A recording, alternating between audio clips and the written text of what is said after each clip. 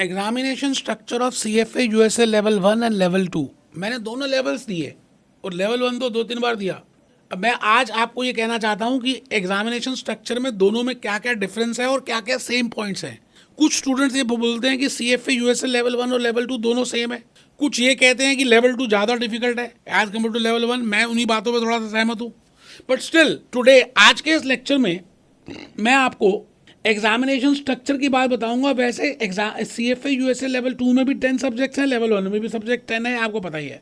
दोनों में AM session भी है, PM सेशन भी है। यहाँ भी AM सेशन है, PM सेशन है। लेवल 1 लेवल 2 में ये बात है, कोई यहाँ पे भी नेगेटिव मार्किंग नहीं है, यहाँ पे भी नेगेटिव, मतलब there is no negative marking in level 1, there is no negative marking in level 2। But क्या डिफरेंस है? आपको CFA USA लेवल 1 में 180 क्वेश्चंस करने हैं दोनों सेशंस मिलाकर, मतलब 90 क्वेश्चंस आपको मॉर्निंग सेशन में करने हैं और 90 क्वेश्चंस आपको इवनिंग सेशन में करने हैं, मतलब AM सेशन में और PM सेशन में।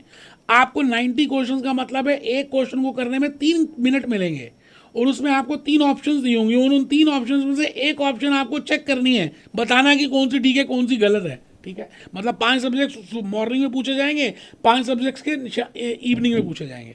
अब हम आते हैं CFA USA लेवल 2 में। बेटे लेवल 2 में डेप्थ ज़्यादा है, गहराई ज़्यादा है एज कम्पेयर टू लेवल 1। होना भी यही चाहिए। सब्जेक्ट वही है 10, सेशंस वही हैं 10, लेकिन यहाँ पर आपको यहाँ पर 22 केस स्टडीज आएंगी। मतलब मॉर्निंग के सेशन में 11 केस स्टडीज, इवनिंग के सेशन में 11 केस स्टडीज, एक केस स्टडी के 4 आपको नीचे क्वेश्चन दिए जाएंगे, मतलब उसके कुछ पैराग्राफ्स होंगे और उसको कैसे अटेम्प्ट करना है मैं बताऊंगा। बट द पॉइंट इज आपको 44 क्वेश्चंस अटेम्प्ट करने हैं मॉर्निंग सेशन में, 44 क्वेश्चंस अटेम्प्ट करने हैं इवनिंग सेशन में इन CFA USA लेवल 2, और एक क्वेश्चन को करने में 3 मिनट मिलेंगे। जबकि लेवल 1 की बात, और जबकि मैं लेवल 1 की बात करूं तो उसमें 1.5 मिनट्स मिल रहे हैं। आप मेरी बात को समझ रहे हैं? अब सवाल ये आता है कि CFA USA लेवल 2 में आपको केस स्टडीज दी जाएंगी, आपको वो केस स्टडी पढ़नी है, पैरा पढ़ना है, पैरा 2 पढ़ना है, पैरा 3 पढ़ना है, पैरा 4 पढ़ना है, फिर क्वेश्चन 1 पढ़ना है, पैरा 1 पढ़ना है, क्वेश्चन 1 पढ़ना है, पैरा 2 पढ़ना है, क्वेश्चन 2 पढ़ना है, पैरा 3 पढ़ना है, क्वेश्चन 3 पढ़ना है। खाली केस स्टडी एक साथ नहीं पढ़ रही है और सारे क्वेश्चंस एक साथ नहीं पढ़ रहे हैं।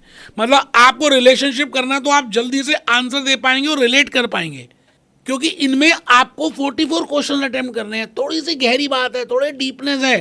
तभी मैं अपने लेक्चर में बोलता हूं कि आप कंसेप्ट पे ज़्यादा ध्यान दें, रियल लाइफ केस स्टडीज पर रिलेट करें, तब जाकर आप लाइफ में आगे कर पाएंगे। मेरी बात आप समझ रहे हैं? आई थिंक लेवल 1 लेवल 2 में मैंने डिफरेंस बताने की कोशिश तो की, लेकिन लेवल 2 थोड़ा सा लेवल 1 से डिफिकल्ट है और होगा भी ना यार। आप ये बताओ, जैसे जैसे आप क्लास में आगे बढ़ते जाते हो तो कहीं ना कहीं एक डिफिकल्टी लेवल बढ़ता है ना, तो आपको थोड़ा सा ध्यान देना है, ईमानदारी से पढ़ाई करनी है। कहते हैं जब हम कोई भी काम 100% करते हैं तो वो काम पूरा हो जाता है। जैसे शाहरुख खान ने क्या बोला था ओम शांति ओम में, कि तुम अगर इतनी शिद्दत से मेहनत करते हो किसी चीज़ को पाने की तो पूरी कायनात तुम्हारे वो देने के लिए पागल हो जाती है। Be happy, B jolly, B cheerful.